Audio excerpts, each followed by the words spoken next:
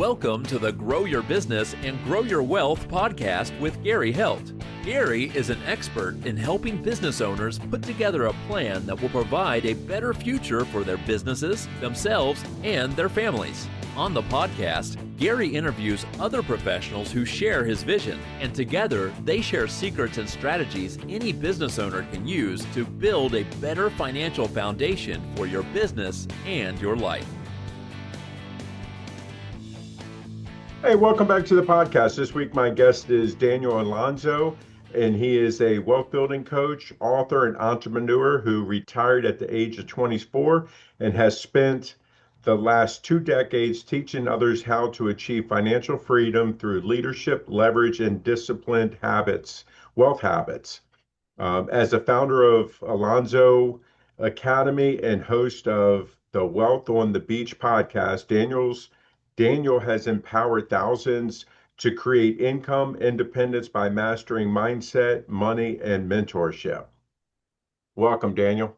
What's going on, Gary? How you doing, man? I feel great. Just so everybody knows, just so we kind of clarify things, I became financially independent actually at 28. And but and I've been living semi-retired basically for 20 something years now.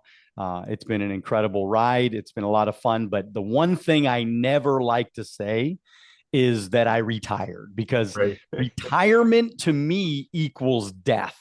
Right? I will never retire. I'll always have purpose and some sort of activity to keep me moving forward. But it is nice to get to work when you want to work versus working because you have to work.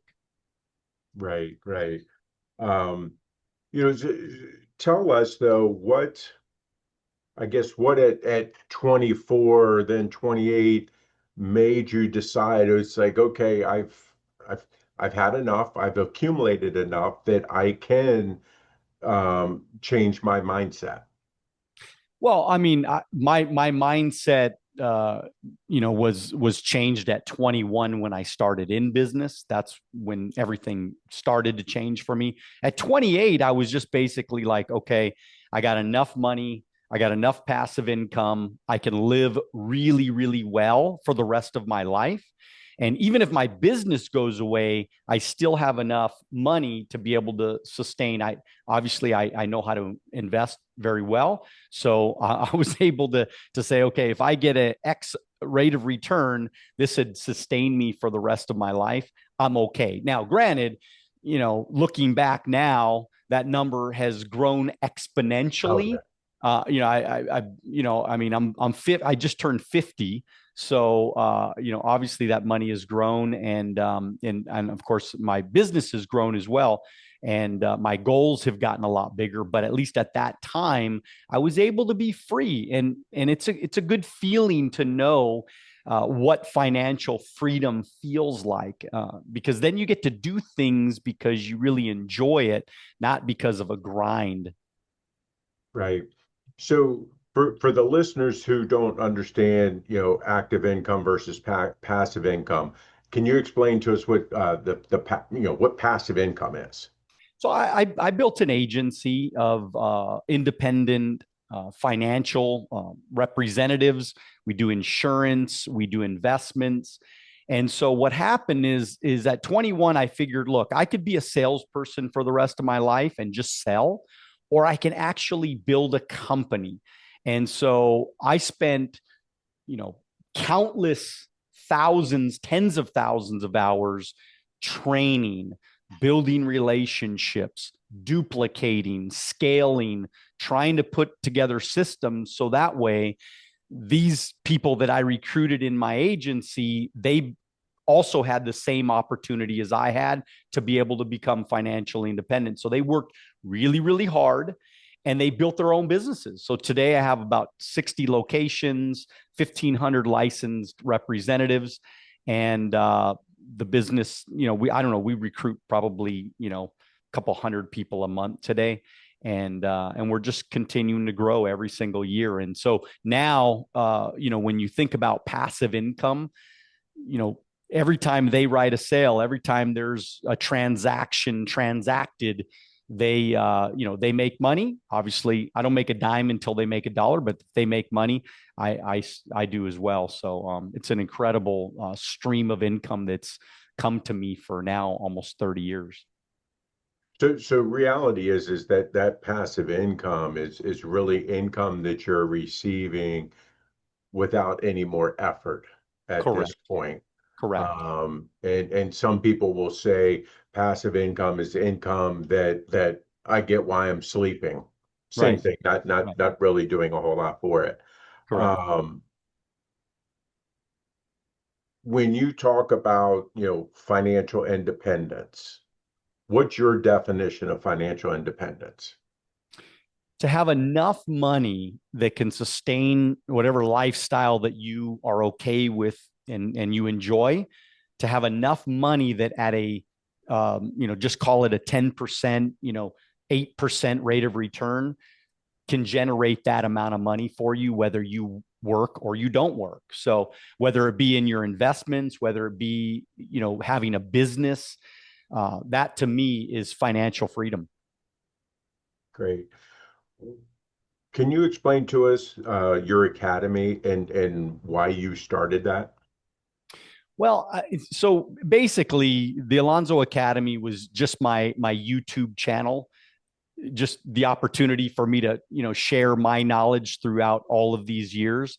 But really, it's I started Wealth on the Beach, the podcast, back in 2018, and my goal was to try to get people a part of my community. So Wealth on the Beach Club is a coaching program that I do every single Wednesday morning at 9 a.m. Pacific Standard Time. And I sit right here and I talk about lessons, whether it be leadership or whether it be sales or whether it be financial management or how to market your business or social media or whatever. Any subject imaginable I have discussed in the last, I guess it's probably about 7 years now. I think I've interviewed on my podcast, I've interviewed over 300 guests, celebrities, business leaders, business moguls, whatever. So yeah, that really is Alonzo Academy. So I guess what keeps you fired up about that to get you to want to continue? Because it's, a lot of people say, oh, it's not a lot of work. It is. It's not I'm going to say it's not the daily grind, but what is it though that you know fires Daniel up that gets him going in the morning to keep doing all of this? Well, I get up pretty early every morning and I am an options trader. So I do trade my own investments. And so I try to make money between 6:30 and 7 o'clock a.m. I go to the gym and pretty much every single day I get to say, what do I want to do today? And I go do that. Hmm. But on Wednesday morning, I'm actually particularly more excited on Wednesday morning because I get to do Wealth on the Beach Club. And to me, it's just that community, it's just being around a bunch of people that want to learn, that are hungry for information, that want to get better and want to get to that next level. And so to me, it's a passion for what I do because I've been doing it for 30 years now. So I got a Right. couple of insights here that maybe some people don't have yet. And if I can share that and teach other people how to become financially free, that's my goal in life. I mean, I've written 3 books now. My first book was Wealth on the Beach. My second book was Wealth on the Beach for teens. And I just wrote a new book, Wealth on the Beach, Why Most Life Insurance is a Scam. So my whole life has been about teaching and training and coaching and trying to teach people the right ways to to get financially free. And so that's what fires me up is I get to talk about the things that I've learned and I've put in just countless amounts of hours studying and researching and just trying to make the best possible decision for myself so that way I can teach it to others. Yeah. So you teach money duplication as a principle. Mhm. Can you talk to us about that and how that can translate into business for owners? Well, I mean, money duplication, I guess you could just call it compound interest. So, I mean, if you allow your money to compound over time, it's going to grow. I mean, historically, the stock market has always gone up over time. Of course, there's ups and downs and there's no guarantees in the market, but of course, if you look back on history, we've done pretty well. If you started 30 years ago and today, your account's higher than it was 30 years ago. And so that's money duplication. Now, as far as like how it might relate to business, I would call that maybe duplication like of your business, scaling your business. What I would I focus on if I was teaching a brand new entrepreneur how to grow their business, I would say you must put together systems that are duplicatable, that are repeatable, that a brand new person joins your business or gets started in your company. You shouldn't have to sit there and spend hours and hours training this guy one-on-one. You should have videos. You should have YouTube videos. You should have, some sort of manual system that people can come in and be properly trained on their own without you necessarily being there. That was my goal all along in growing my business. I just wanted to put together systems so that way I didn't have to be there if I didn't want to. And the truth is, I mean, out of my 60 locations, they're all independent contractors. So I don't have any overhead on any of those locations, but yet I do receive revenue every single month on their production.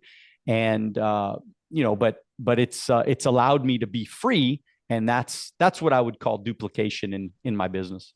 Right.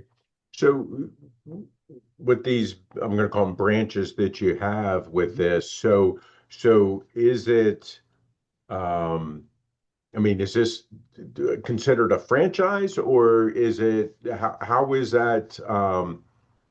Because to me, what you're saying is it's like, hey, look, I already have kind of how to do all of this. All you got to do is follow the instructions, which is a lot of times is what franchises do. Yeah, it's basically a franchise concept. I mean, I do represent a major New York Stock Exchange company, so we use their branding, we use their logos, we use their compliance department, we use their staff, we use all of that. And so what I've done is I've built my own business within a larger business, but then at the same time I've been able to franchise out locations underneath me. So that's how I've done it. Gotcha. Um, I do think that systems are something that's very important because it doesn't make any difference if you go to teachers teaching in school to working in the top 100. Anyway, when you come in, again, you are learning something. And if we're able to, as you said, part with that knowledge once and be able to disseminate amongst the masses, we're going to be much better off. In creating your business and when you were doing all of this, what were some of the pitfalls you ran into that you're able to now to talk to that new business owner to help them avoid? Well, I mean, I think early on, I think the toughest thing for me is, the presentation. I remember, they used to, it was so archaic way back when, it was like a yellow legal pad, and this guy memorized every little thing that he was telling his clients. And so I'm sitting there as a brand new trainee going, this is going to be hard. I mean, there's no way I'm going to remember all the things this guy's talking about. And so, and then of course, I would, attend trainings and things like that, but it it was very difficult to have to memorize and to remember all these things. And then of course it made you nervous because you're like, well, I don't want to talk to somebody if I don't know what I'm talking about. So it became a little bit difficult in the beginning. And, but of course, what I decided, and I think the greatest thing that ever happened to me was that I figured out when I opened up my own office. The first thing I did was I duplicated my first night presentation. And matter of fact, I duplicated every piece of our presentation, every facet of our business. I put it on audio cassette, and it was called The Process. And I remember going down to a little duplicator place where the guy had all these tape duplicator machines. And man, I duplicated hundreds and hundreds and hundreds, if not thousands of those tapes. And I sold them to all of our new agents as they came in. I don't know, it was like $3 or something like that per tape. I wasn't making money off of it. I just wanted to make sure that everybody knew how to do the presentation like me. And then I systematized everything. So that was the toughest thing, I think, early on. I mean, as far as mentally, I think what was hard is that I was 21 years old and I didn't have any credibility. Nobody believed me. Nobody wanted to follow me. Nobody thought that I was, good enough. I didn't even think I was good enough until I went to Anthony Robbins, and I spent a couple, 3-4 days in a, total immersion program. And I started to figure out that my brain is just a computer, and I can program it any way I want. And I can, I could be anything I want to be. I can create anything I want to create. And I just have to be brave enough to go do it. And that changed my life. You have no idea, in such a magical way. Yeah. Yeah. I mean, I think that having these other leaders or coaches that are there to help you are is always important. And I think that, because you're doing what you're doing, and you're leading these people, and they're able to come back to you and ask questions and be able to get your what I'm going to say is that, no limits. Right. That it, and I know Tony believes in that. That there's not going to be anything to stop you if you put your mind to it.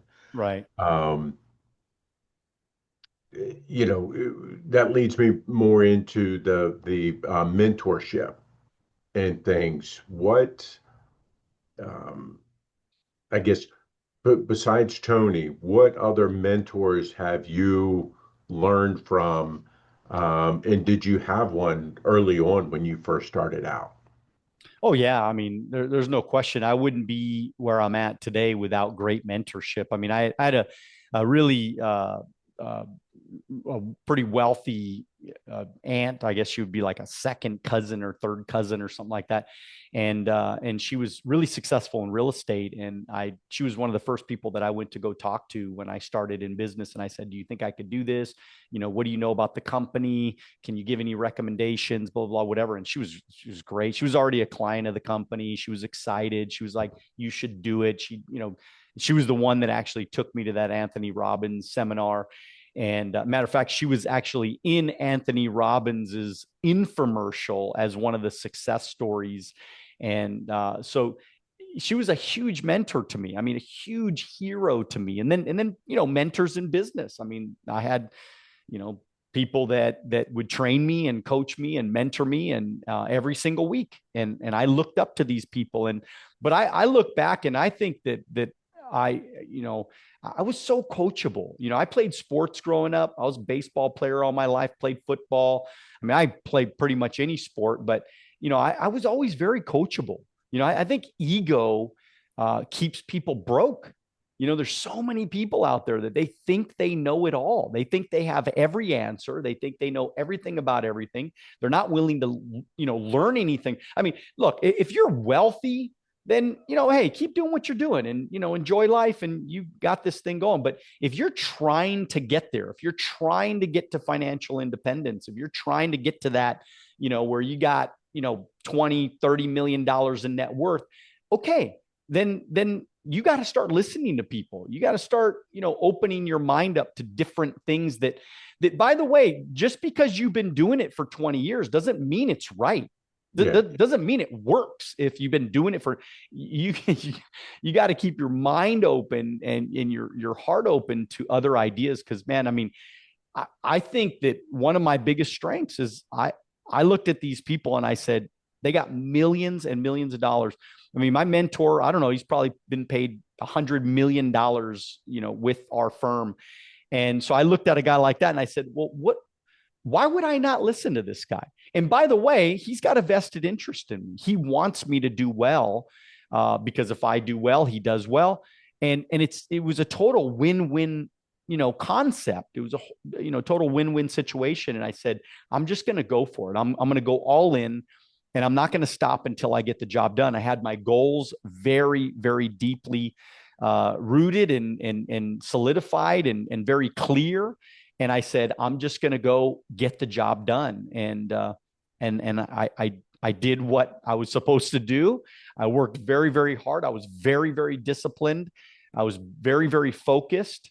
And voila, the rest is history. Right. If you had it all to do over again, what would you change? Well, I would have recruited more people. I think that, I was pretty good at sales, but I would have recruited more people because, I've been here for 30 years and, I have 1,500 licensed agents, which is a fairly large.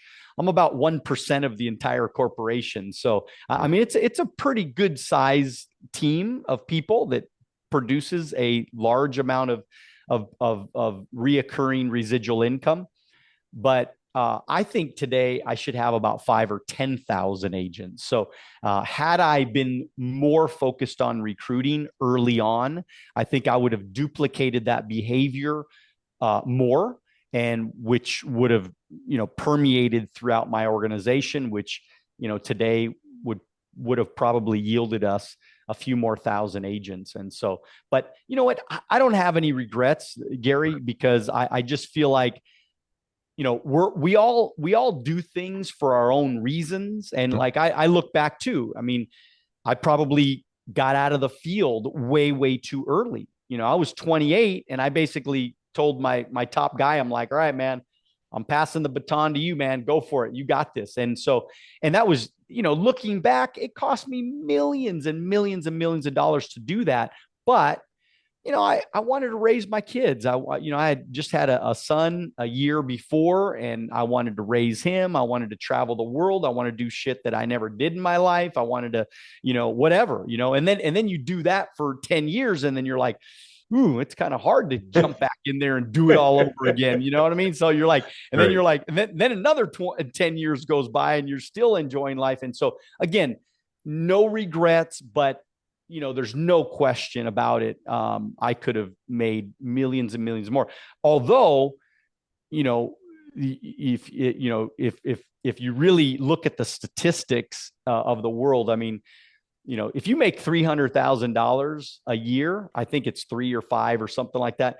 Like, you can't get more happy than that. I mean, happiness kind of has a, an ending point, where, I mean, I never really wanted to be a billionaire. That was never a goal of mine because, I think I'd like to get to that 100 million mark. I'm about 22 million today.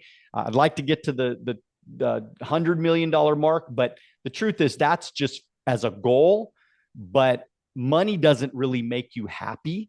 Right. So I think at a certain point, you're doing it because you want to help other people. I think that's a big, part of my purpose is I want to see how many people, how many financially independent people can I create?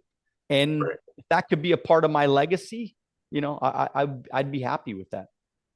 I mean, because, in talking along those lines, I mean, if you're at 22 million and you get to 100 million, where does that really change the needle for you? I mean, what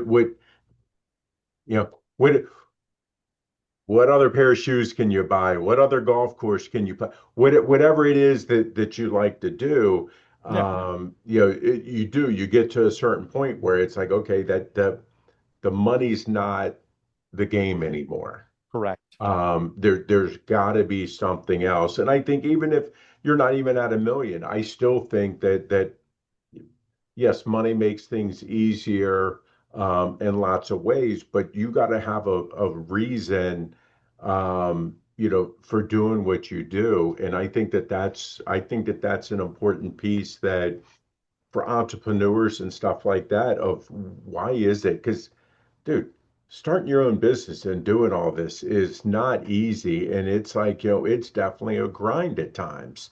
But what is it about it that makes you want to do it? And what's going to move the needle for you? I think that's, um, something that's always important. Um, what's next on your list, your to-do list? Well, my goal is to write 100 books, so I'm at number 3, and I maybe I can count. I did do a coloring book as well, so hopefully I can count that one. So maybe There you it's go. 4. Right. But anyways, I want to get to 100 books. I'm going to write. So I'm building my Wealth on the Beach brand. So, Okay. and so basically, I'm going to write a book on every subject, imaginable. My next book is going to be on relationships. So it's going to be from money to relationships to leadership. I'm going to talk about, I'm going to do wealth on the beach for dads. I'm going to do wealth on the beach for moms. I'm going to do wealth on the beach for, dogs. I'm going to do wealth on the beach for kids. And, Right. and so I'm going to talk about every subject. I want to go really, really granular in the next few books about the money game and, every investment. I want to talk about every single type of investment, and I want to dive really, really deep into those things. I mean, I see that you have I think I don't know if you're a CPA or whatever, but you got like a tax book in the back. I love the subject of taxes, and I love learning about taxes. I think I don't think I know taxes are our biggest expense. Yep. So if you don't master the tax game, then you're screwed, because you make 100 grand, 200 grand, 500,000, you're giving away half of your money to the government, which by the way is what helped me get to financial independence from 21, starting at zero, 28 to having, over $1 million in cash. It was the tax game. I played the tax game Right. correctly, and that really helped me to be able to keep more money in my pocket, invest more money, put more money away. And so anyways, but again, the next game for me is to continue to grow my business. We still recruit. We still, I'd like to see this thing get to a couple hundred offices in the next 5 or 10 years. And so if I got it to 60, why not get it to, 600? And who knows? And so I'm going to continue to grow my business. And then at the same time, I'm going to continue to write books. Great, great. So, Daniel, what have I not asked you wish I had? I look, I think that, a lot of people, they want to know, like, what's the, where did Daniel come from, And, I came from a not so good neighborhood, and a not so good neighborhood in California. And, I always had a lot of, I had low self-esteem. I didn't believe in myself. I got in a lot of fights growing up. I was a bad kid. I was not coachable. I didn't listen to teachers. I drank at too early of an age. I smoked too many things. Probably shouldn't have been smoking. And it was not an easy upbringing for me. And so I just want everybody to know that, like, look, it doesn't matter where you came from. It doesn't matter what you look like. It doesn't matter what your situation is right now. You can turn it around. And I did. I started in business at 21, but the greatest thing that happened to me is I had mentors. I had my own Wealth on the Beach club every Wednesday morning at 9 a.m. Pacific Standard Time. Like I had people that I could ask questions and go to and get mentorship from that were already making millions and millions of dollars. And so I was lucky in that I was able to turn my life around. So I just want people to know that you can change, you can turn your life around. I mean, I think if you're a small business entrepreneur, I think one of the first steps is go get the book Wealth on the Beach. 11 laws to creating financial freedom. And I'm going to teach you everything in that book from sales to leadership to scaling your business to duplication to mindset to generational wealth. And so I'm going to hit, and matter of fact, I have a little tiny piece in there on taxes as well, although it's taxes geared towards California taxes or more right. United States taxes. But the point is that you can change and you don't have to always stay the same. And I think, a lot of us, we stop believing in ourselves and we start believing that something better is possible. And I just like, it's not over until it's over. I know people that have started at 55 years old in my business and became multi-millionaires. I know people that are 19 years old right now that are making hundreds and hundreds of thousands of dollars a year. So, it doesn't matter where you come from.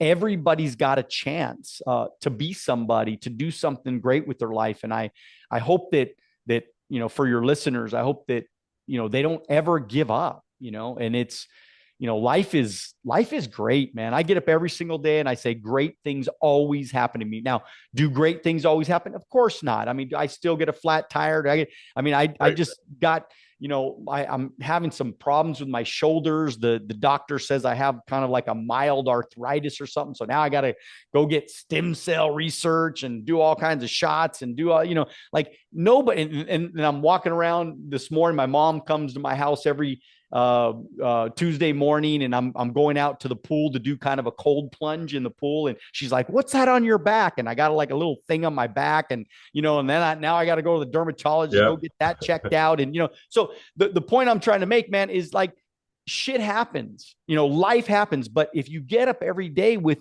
optimism and positivity and you say great things, I'm telling you, more great things have happened to me than bad things have happened to me. Right. And you just got to be in eternal optimist about life and just believe that today is the day that you're going to change your life. If you believe that it's real. And probably the last thing I just want to make mention is, look, the law of attraction is real.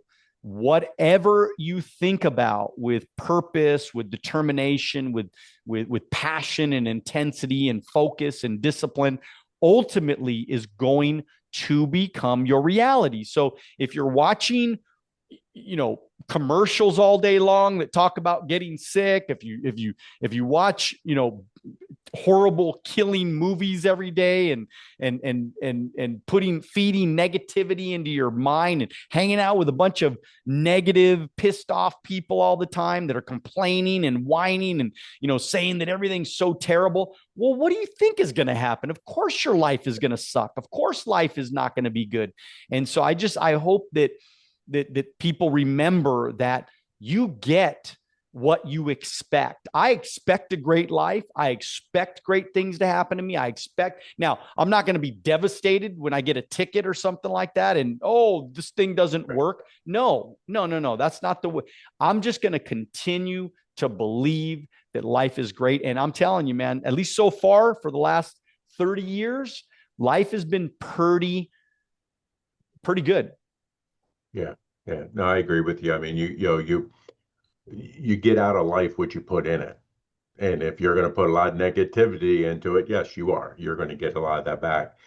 So Daniel, people like what they hear. They want to learn more about you. They want to learn more about your brand, maybe even in getting up on the beach with you on Wednesdays. How can they find you? Where can they find all the information at? The best place is, first, I want everybody to go check out Amazon, type in Wealth on the Beach, Daniel Alonzo, Alonzo, and at least, really consider taking a look at that book. Also, it's on Audible as well. My first book is on Audible. And then we have the one for teens. And then we have my latest, which is Why Most Life Insurance is a Scam and How to Get It Right. I expose the life insurance industry at a high level. every piece of factual researched information is in there. It's unbelievable. And then go to Instagram. Follow me on Instagram at Daniel Alonzo, and leave me a message. Send me a little DM and say, hey, I want to know more, or want more information, whatever. I'll send you to some websites, and I have wealthonthebeach.com if you want to check out the coaching program there as well. But man, I mean, no matter what, I just love to make new friends. And so if your listeners want to come out and just say hi and what's up, and I saw you with Gary or whatever, I think that would be really cool. Great, great. Hey, Daniel, really appreciate your time. Appreciate, the energy that you bring, and how you want to help people. I think that's awesome.